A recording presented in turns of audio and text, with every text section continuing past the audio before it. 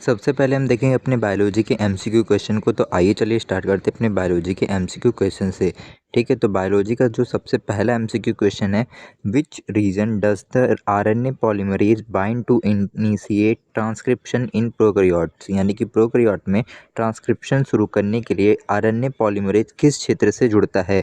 Operator region से जुड़ता है, या फिर प्रमोटर रीजन से जुड़ता है, या फिर राइबोसोम रीजन से जुड़ता है, या फिर टर्मिनेटर रीजन से जुड़ता है। यानी कि आपको बताना है कि कौन सा रीजन होता है जिसमें जो आरएनए पॉलीमरेज के जो है वो बाइंड होता है, फिर स्टार्ट करता है आपके ट्रांसक्रिप्शन प्रोसेस को इन प्रोकैरियोट्स में। ठीक है, तो आपका जो करेक्ट आंसर इसमें होगा वो होगा प्रमोटर रीजन। ठीक है, प्रमोटर रीजन यानी कि जो आपका ऑप्शन नंबर बी है वो करेक्ट आंसर है इस क्वेश्चन का। आइए चलते हैं अब नेक्स्ट क्वेश्चन पे। हमारा जो नेक्स्ट क्वेश्चन है कि during double fertilization in angiosperm one male gamete fuses with the egg, the other fuses with। यानी कि एंडोस्पर्म में द्वैनिषेचन के दौरान एक नर युग्मक अंडाणु से संलयन करता है तथा दूसरा किसके साथ संलयन करता है, आपको ये बताना है। आपका जो पहला ऑप्शन है वो है द्वितीयक नाभिक यानी कि सेकेंडरी न्यूक्लियस। आपका जो ऑप्शन बी है वो है अंडाणु यानी कि एग सेल। आपका जो ऑप्शन सी है वो है ध्रुवीय नाभिक यानी कि पोलर न्यूक्लियाई। आपका जो ऑप्शन नंबर डी है वो है बीजांड यानी कि ओव्यूल। ठीक है, तो आपको बताना है दूसरा जो नर युग्मक होता है किससे संलयन करेगा। ठीक है, तो आपका जो करेक्ट आंसर है वो है आपका द्वितीयक नाभिक से। ठीक है, दूसरा जो नर युग्मक है वो आपका दूसरा जो है द्वितीयक नाभिक से जो है वो संलयन करेगा। ठीक है, अब चलते अपने नेक्स्ट क्वेश्चन पे। हमारा जो नेक्स्ट क्वेश्चन है कि which disease is cause due to deficiency of vitamin D. यानी कि विटामिन डी की कमी से कौन सा रोग होता है? स्कर्वी होता है, रिकेट्स होता है, बेरी बेरी होता है, या पेलेग्रा होता है? तो विटामिन डी की जो डिफिशियंसी होती है आपको पता होगा कि वो जो है एक डिजीज़ को कॉज करती है जिसे बोलते हैं रिकेट्स। ठीक है, यानी कि जो आपका ऑप्शन नंबर बी है वो करेक्ट आंसर है इस क्वेश्चन का।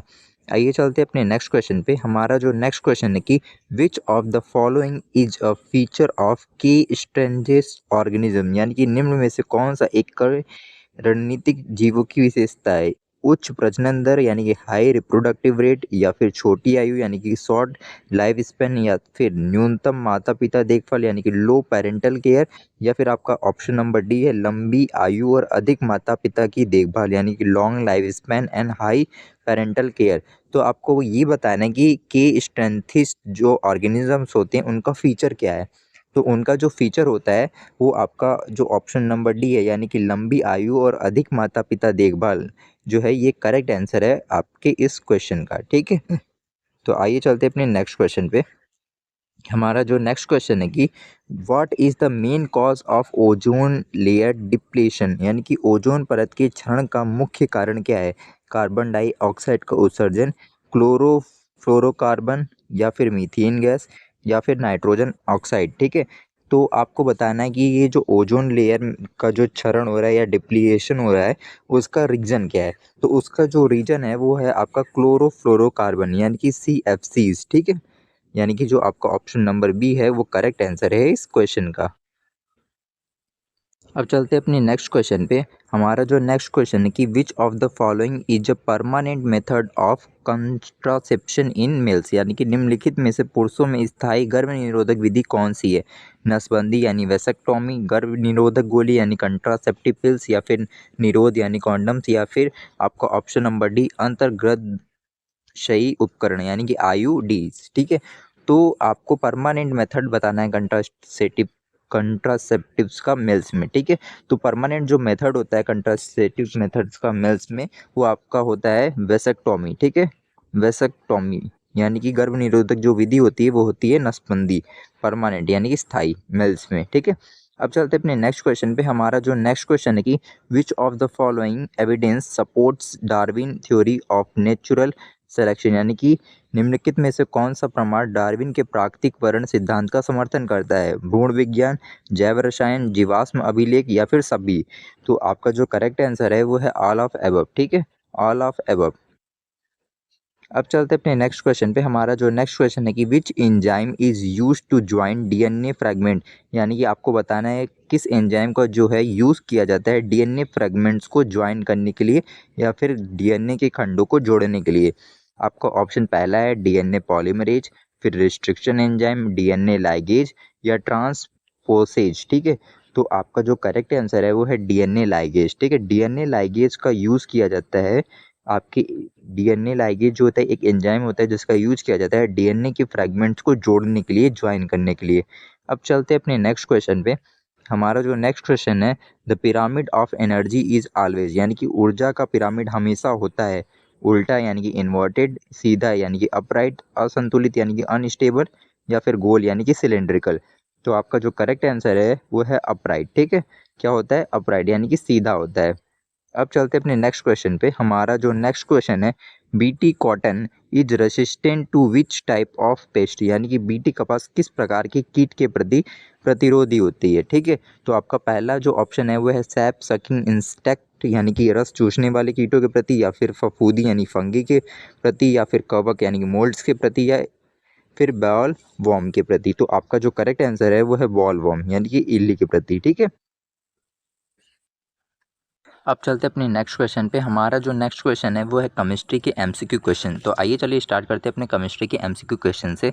तो केमिस्ट्री का जो सबसे पहला एमसीक्यू क्वेश्चन है कि which of the following is a primary cell, निम्नलिखित में से कौन सा एक प्राथमिक सेल है? रिचार्जेबल बैटरी, या फिर डेनियल सेल, या फिर लिथियम आयन बैटरी, या फिर सुपर कैपेसिटर। ठीक है, तो आपका जो प्राइमरी सेल है इसमें से जो ऑप्शन दिया है वो है आपका डेनियल सेल। डेनियल सेल जो है एक क्या है? प्राइमरी सेल है। ठीक है, अब चलते हैं अपने नेक्स्ट क्वेश्चन पे। हमारा जो नेक्स्ट क्वेश्चन है, the rate constant of a first order reaction has units of, यानी कि पहले क्रम की प्रतिक्रिया की दर स्थिरांक की इकाई क्या है? सेकेंड -1, सेकेंड -2, m-1, s-1, या फिर ms-1। ठीक है, तो आपका जो करेक्ट आंसर है वो है आपका ऑप्शन नंबर ए। ठीक है, अब चलिए अपने चलते हैं दूसरे क्वेश्चन पे। हमारा जो नेक्स्ट क्वेश्चन है कि which of the following is an example of a colloidal solution, यानी कि निम्नलिखित में से कौन सा एक कोलाइडल घोल का उदाहरण है? आपका दूध है, या फिर पानी है, फिर एयर है, या फिर नमक का घोल यानी कि सॉल्ट सोल्यूशन है। तो आपके जो कोलाइडल सोल्यूशन का जो एग्जाम्पल है इसमें से वो है आपका मिल्क। ठीक है, मिल्क जो है कोलाइडल सोल्यूशन का एग्जाम्पल है, यानी कि जो आपका ऑप्शन नंबर ए है वो करेक्ट आंसर है इस क्वेश्चन का। आइए चलते हैं अपने नेक्स्ट क्वेश्चन पे। हमारा जो नेक्स्ट क्वेश्चन है, in the complex NiCO4 the oxidation state of Ni is, यानी कि संपर्क NiCO4 में Ni का ऑक्सीकरण अवस्था क्या है? +2 है, +1 है, 0 है, या -1 है? तो आपका जो करेक्ट आंसर है वो है 0। ठीक है, इसमें ऑक्सीकरण जो संख्या है Ni की वो क्या है? 0 है। अब चलते हैं अपने नेक्स्ट क्वेश्चन पे। हमारा जो नेक्स्ट क्वेश्चन है कि which of the following is a characteristic reaction of alkyl aldehyde. ठीक है, एल्कलाइल हैलाइड्स। ठीक है, निम्नलिखित में से कौन सा एल्कोहल हैलाइड्स की विशेष प्रतिक्रिया है? न्यूक्लियोफिलिक सब्स्टिट्यूशन, या फिर एसिड बेस प्रतिक्रिया, या फिर रेडॉक्स प्रतिक्रिया, या फिर हाइड्रोजन यानी हाइड्रोजिनेशन। ठीक है, तो आपका जो करेक्ट आंसर है इसमें वो है आपका न्यूक्लियोफिलिक। ठीक है, न्यूक्लियोफिलिक सब्स्टिट्यूशन। ठीक है, यानी कि जो ऑप्शन नंबर ए है वो करेक्ट आंसर है इस क्वेश्चन का। अब चलते हैं अपने नेक्स्ट क्वेश्चन पे। हमारा जो नेक्स्ट क्वेश्चन है कि which type of solid shows anti anisotropy, यानी कि कौन सा जो ठोस है एनोसोट्रॉफी यानी दिशा पर निर्भर गुण दिखाता है? एनिसोट्रॉफी का मतलब होता है दिशा पर निर्भर गुण। ठीक है, पहला आपका जो ऑप्शन है वो है अमॉर्फस सॉलिड, दूसरा है क्रिस्टलाइन सॉलिड, तीसरा है नॉन क्रिस्टलाइन सॉलिड, या चौथा आपका ऑप्शन है पॉलीमर्स। तो आपका जो करेक्ट आंसर है वो है आपका क्रिस्टलाइन सॉलिड। ठीक है, यानी कि आपका ऑप्शन नंबर जो बी है वो करेक्ट आंसर है इस क्वेश्चन का। आइए चलते हैं अपने नेक्स्ट क्वेश्चन पे। हमारा जो नेक्स्ट क्वेश्चन है कि which of the following laws relates vapour pressure of the solution with mole fraction of solute, यानी कि निम्नलिखित में से कौन सा नियम विलियन के वाष्प दाब को विलय के मोल अंश से जोड़ता है? बॉयल्स लॉ, फिर राउल्ट का नियम, या फिर चार्ल्स का नियम, या फिर हेनरी का नियम? तो आपका जो करेक्ट आंसर है इसमें वो है आपका राउल्ट्स लॉ। राउल्ट्स लॉ जो है विलियन के वाष्प दाब को विलय के मोल के अंश के साथ जोड़ता है। अब चलते हैं अपने नेक्स्ट क्वेश्चन पे। हमारा जो नेक्स्ट क्वेश्चन है कि which method is used for the extraction of aluminium from bauxite, यानी कि जो बॉक्साइट होता है उस किस मेथड का यूज़ किया जाता है एल्युमिनियम का एक्सट्रैक्शन करने के लिए बॉक्साइट से, यानी कि बॉक्साइट से एल्युमिनियम के निष्कर्षण के लिए कौन सी विधि जो है अपनाई जाती है? आपको ये बताना है। पहला है हाइड्रोमेटोलो एलर्जी, या फिर आपका दूसरा ऑप्शन है पॉलीरोमेटलर्जी, या फिर तीसरा इलेक्ट्रोलाइसिस, या चौथा है जोन रिफाइनिंग। ठीक है, तो आपका जो करेक्ट आंसर है इस पे वो है इलेक्ट्रो इलेक्ट्रोलाइसिस, ठीक है, इलेक्ट्रोलाइसिस, यानी कि जो ऑप्शन नंबर सी है वो करेक्ट आंसर है इस क्वेश्चन का। अब चलते हैं अपने नेक्स्ट क्वेश्चन पे। हमारा जो नेक्स्ट क्वेश्चन है कि which reagent is used to distinguish between primary, secondary and tertiary alcohol, यानी कि प्राथमिक, द्वितीयक और तृतीयक अल्कोहल में भेद करने के लिए कौन सा अभिकारक प्रयोग होता है? ल्यूकास अभिकर्मक, टॉलेंस अभिकर्मक, फेलिंग अभिकर्मक या बेनकॉट अभिकर्मक? ल्यूकास रिएजेंट का, टॉलेंस रिएजेंट का, फेलिंग रिएजेंट का या बेनकॉट रिएजेंट का? तो इसके लिए जो यूज़ होता है प्राइमरी, सेकेंडरी और टर्शरी अल्कोहल का डिस्टिंग्विश करने के लिए, यानी कि अभिकर्मक जो भेद करने के लिए यूज़ किया जाता है, वो जो उसको क्या बोलते हैं हम? अपना ल्यूकास रिएजेंट बोलते हैं, ठीक है। ल्यूकास रिएजेंट, यानी कि जो आपका ऑप्शन नंबर ए है वो करेक्ट आंसर है इस क्वेश्चन का। ल्यूकास रिएजेंट का यूज़ किया जाता है प्राइमरी, सेकेंडरी और टर्शरी अल्कोहल को डिफरेंशिएट करने के लिए या उनके अंदर भेद का पता करने के लिए। अब चलते हैं अपने नेक्स्ट क्वेश्चन पे। हमारा जो नेक्स्ट क्वेश्चन है कि what is the structure of XeFO4, यानी कि XeFO4 की संरचना कैसी होती है? त्रिकोणीय, द्विधारी होती है, चतुष्फल की समतल होती है या फिर चतुर्भुज पिरामिड की तरह होती है या फिर ऑक्टाहेड्रल होती है? तो आपका जो करेक्ट आंसर है वह है स्क्वायरल प्लानर, यानी कि चतुष्फल की समतल, ठीक है, यानी कि जो आपका ऑप्शन नंबर बी है वो करेक्ट आंसर है इस क्वेश्चन का, ठीक है। अब चलते हैं अपने नेक्स्ट क्वेश्चन पे। हमारा जो नेक्स्ट क्वेश्चन है वो है फिजिक्स के एमसीक्यू क्वेश्चन, ठीक है। तो आइए चलिए स्टार्ट करते हैं अपने फिजिक्स के एमसीक्यू क्वेश्चन से। तो जो सबसे पहला फिजिक्स का एमसीक्यू क्वेश्चन है, the electric field inside a uniformly charged spherical shell is, यानी कि एक समान रूप से आवेशित गोलाकार घोल के अंदर विद्युत चुंबकीय क्षेत्र कैसा होता है? शून्य होता है, यूनिफॉर्म होता है, आउटवर्ट होता है या इनवर्ट होता है? तो आपका जो एक यूनिफॉर्म चार्ज स्फेरिकल सेल होती है उसके अंदर जो विद्युत क्षेत्र होता है वो आपको बताना है। तो जो उसके अंदर विद्युत क्षेत्र का जो मान होता है वो क्या होता है? 0 होता है। आइए चलते हैं अपने नेक्स्ट क्वेश्चन पे। हमारा जो नेक्स्ट क्वेश्चन है, in a series combination of a resistor the total resistance is, यानी कि प्रतिरोधों के श्रेणी क्रम संयोजन में कुल प्रतिरोध कैसा होता है? R1 plus R2 plus R3, 1/R1 plus 1/R2 plus 1/R3 होता है या फिर R1 into R2 into R3 होता है या फिर under root R1 2 plus R2 2 plus R3 2 होता है? तो आपका जो करेक्ट आंसर है वो है R1 plus R2 plus R3, ठीक है। टोटल रजिस्टेंस अगर निकालना है सीरीज संयोजन में तो किस फॉर्मूले का यूज करते हैं? R1 plus R2 plus R3, ठीक है। आइए चलते हैं अपने नेक्स्ट क्वेश्चन पे। हमारा जो नेक्स्ट क्वेश्चन है, the magnetic field inside a solenoid is, यानी कि एक सोलिनॉइड के अंदर चुंबकीय क्षेत्र कैसा होता है? यूनिफॉर्म होता है, जीरो होता है, आउटवर्ट होता है या इनवर्ट होता है? तो आपका जो करेक्ट आंसर है वो है यूनिफॉर्म, यानी कि समान होता है, ठीक है। आइए चलते हैं अपने नेक्स्ट क्वेश्चन पे। हमारा जो नेक्स्ट क्वेश्चन है वो ये है, according to the Faraday law of induction the induced EMF is proportional to, यानी कि फैराडे के प्रेरण नियम के अनुसार प्रेरित ईएमएफ किसके समानुपाती होता है? चुंबकीय क्षेत्र की दर में परिवर्तन के, यानी कि rate of change of magnetic field के, या फिर विद्युत क्षेत्र की दर में परिवर्तन यानी कि rate of change of electric field के, या फिर धारा की दर में परिवर्तन यानी rate of change of current, या फिर प्रतिरोध की दर में परिवर्तन यानी कि rate of change of resistance की, ठीक है। तो आपका जो करेक्ट आंसर है वो है rate of change of magnetic field, ठीक है, rate of change of magnetic field, ठीक है, यानी कि जो आपका ऑप्शन नंबर ए है वो करेक्ट आंसर है इस क्वेश्चन का। आइए चलते हैं अपने नेक्स्ट क्वेश्चन पे। हमारा जो नेक्स्ट क्वेश्चन है, the focal length of a concave lens is, यानी कि एक अवतल लेंस की फोकल लंबाई कैसी होती है? सकारात्मक होती है, नकारात्मक होती है, शून्य होती है, फिर या अनंत यानी कि इन्फानाइट होती है? तो आपका जो करेक्ट आंसर है वो है निगेटिव, यानी कि नकारात्मक होती है। आइए चलते हैं अपने नेक्स्ट क्वेश्चन पे। हमारा जो नेक्स्ट क्वेश्चन है कि which experiment prove the wave nature of electrons, यानी कि कौन सा जो प्रयोग इलेक्ट्रॉनों के तरंग स्वरूप को सिद्ध करता है? फोटो इलेक्ट्रिक प्रभाव या फिर कॉम्पटन प्रभाव या फिर डेविसन जैमर प्रयोग या फिर रदरफोर्ड का प्रयोग? तो आपका जो करेक्ट आंसर है वो है डेविसन जैमर प्रयोग, ठीक है। डेविसन जो जैमर एक्सपेरिमेंट जो है वो सिद्ध करता है इलेक्ट्रॉनों के तरंग स्वरूप को, ठीक है। आइए चलते हैं अपने नेक्स्ट क्वेश्चन पे। हमारा जो नेक्स्ट क्वेश्चन है, in a Bohr model electron revolve around the nucleus in, यानी कि बोर मॉडल में इलेक्ट्रॉन नाभिक के चारों ओर किस प्रकार से चक्कर लगाते हैं? अनिश्चित कक्षा में यानी कि अनसर्टेन ऑर्बिट्स में, अनवरत ऊर्जा उत्सर्जन करते हुए यानी कॉन्स्टेंटली इमिटिंग एनर्जी, या फिर निश्चित ऊर्जा स्तरों में, या फिर यादृच्छिक पथों पे? तो आपका जो करेक्ट आंसर है इस क्वेश्चन का वह है डिफाइन एनर्जी लेवल, ठीक है।